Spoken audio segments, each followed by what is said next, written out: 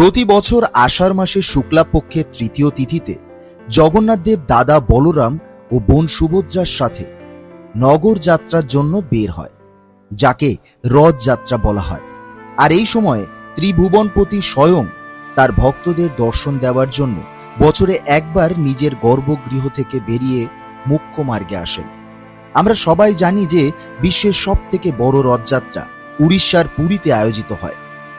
বাস্তবে যেদিন ভগবান শ্রীকৃষ্ণ জগন্নাথ দেব স্বরূপে রাজা ইন্দ্রদ্যুম্নের সামনে আবির্ভাব হয়েছিলেন, ওই দিন ছিল জ্যৈষ্ঠ পূর্ণিমা।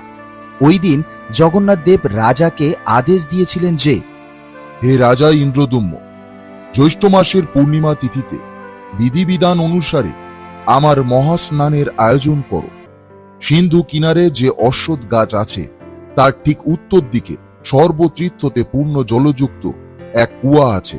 তোমার সৈনিকদের বলো ওটার খোঁজ করতে, আর তারপর সেই সর্বতীর্থময় জল দিয়ে আমাকে প্রাতকালে স্নান করাও। আর সেই জন্য জগন্নাথ দেবের জন্মদিন উপলক্ষে প্রত্যেক বছর এই দিনে স্নান যাত্রা উৎসব পালন করা হয়। আর সেদিন ওনাকে দর্শন করার জন্য বিপুল মাত্রায় লোক একত্রিত হয়। এই দিন সর্বতীর্থ কুয়া থেকে 108 সোনার ঘড়া জল ভরে আনা হয়েছিল। জগন্নাথ দেব, বলরাম দেব ও সুভদ্রা দেবীকে 108 ঘড়া সুগন্ধি জল দিয়ে অভিষেক করা হয়েছিল। আর এই প্রথা আজও চলে আসছে। এই দিন স্নানের পর জগন্নাথ দেবকে এক বিশেষ গজবেশ পরানো হয়। আর গজবেশ ধারণ করানোর পর জগন্নাথ দেব, বলরাম দেব ও সুভদ্রা দেবীকে 56 ভোগ অর্পণ করা হয়। আর এত স্নান করার পর জগন্নাথ দেব, বলরাম দেব ও সুভদ্রা দেবী অসুস্থ হয়ে পড়েন, যাকে অনুসর বলা হয়। এই সময় জগন্নাথ দেব তার ভক্তদের দর্শন দেয় না, 15 দিনের জন্য আলাদা স্থানে থাকে। রাজবৈদ্য এবার চিকিৎসা করেন। 15 দিন পার হয়ে গেছে। এবার 3 ভাই বোন সুস্থ হয়ে যাবার পর একদিন সন্ধ্যার সময় সুভদ্রা দেবী আর জগন্নাথ দেব বসেছিলেন আর নিজেদের মধ্যে আলোচনা করছিলেন। দাদা, এতদিন হয়ে গেছে আমরা বাইরে যাইনি, আর এখন তো আমরা সুস্থও হয়ে গেছি। চলো না আমরা নগর ভ্রমণ করে আসি।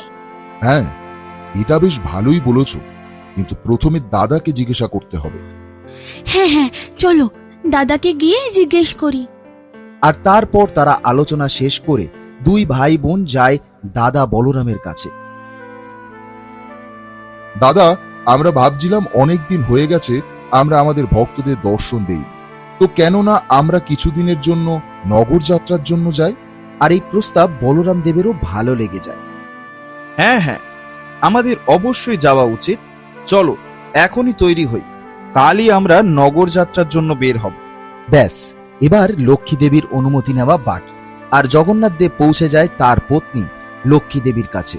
জগন্নাথ দেব লক্ষ্মী দেবীকে বলল, দেবী, আপনি তো জানেন 15 দিন আমরা আমাদের ভক্তদের দর্শন দিতে পারিনি। এই জন্য যদি আপনার ইচ্ছা আর অনুমতি থাকে তাহলে আমি দাদা বলরাম, বোন সুভদ্রার সাথে নগর ভ্রমণের জন্য যেতে চাই। বেশি সময় লাগবে না, 2 দিনের মধ্যে আমি বাড়ি চলে আসব। হ্যাঁ অবশ্যই স্বামী, আপনি যান, কিন্তু 2 দিনের মধ্যেই ফিরে আসবেন, কেমন? হ্যাঁ হ্যাঁ, অবশ্যই। এভাবে লক্ষ্মী দেবীকে প্রতিজ্ঞা করে জগন্নাথ দেব চলে যায় নগর যাত্রার উদ্দেশ্যে ভক্তদের দর্শন দেওয়ার জন্য। আর এবার শুরু হয় রথযাত্রা উৎসব।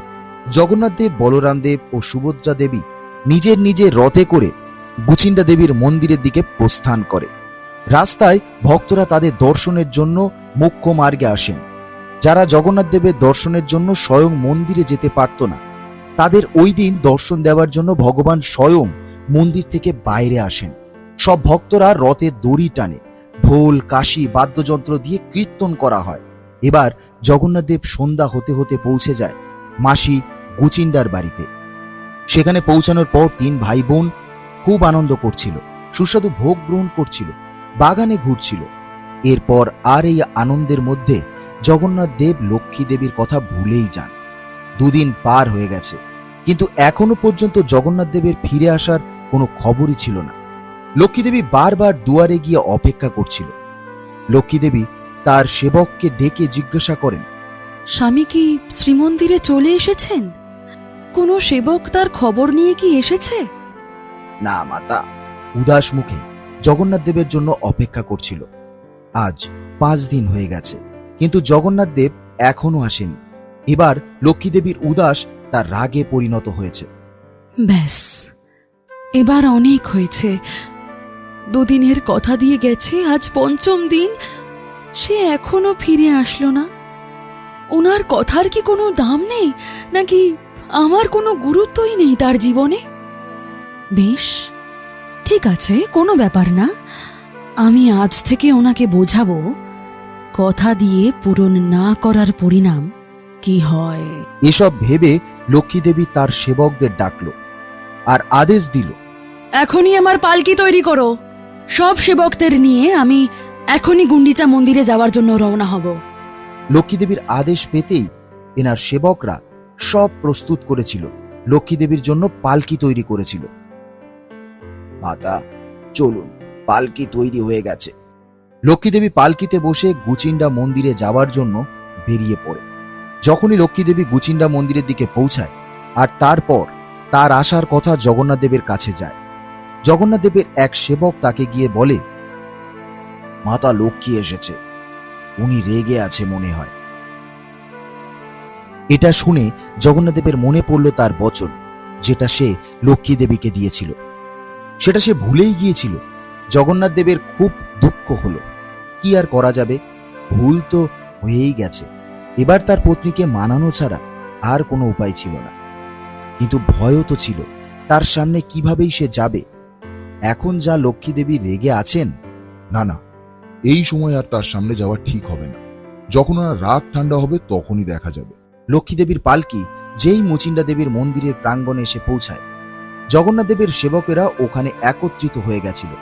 ওনারা তো দেখে গিয়েছিল লক্ষ্মী দেবী অত্যন্ত রেগেছিল, আর তিনি মন্দিরে প্রবেশ করতেই যাচ্ছিল, তখন জগন্নাথ দেবের সেবকরা মন্দিরের দরজা বন্ধ করে দিল। আর এটা দেখে লক্ষ্মী দেবীর ভীষণ রাগ হলো। স্বামী, আপনি এখানে আমাকে ছাড়াই নিজের দাদা এবং বোনের সঙ্গে আনন্দে আছেন।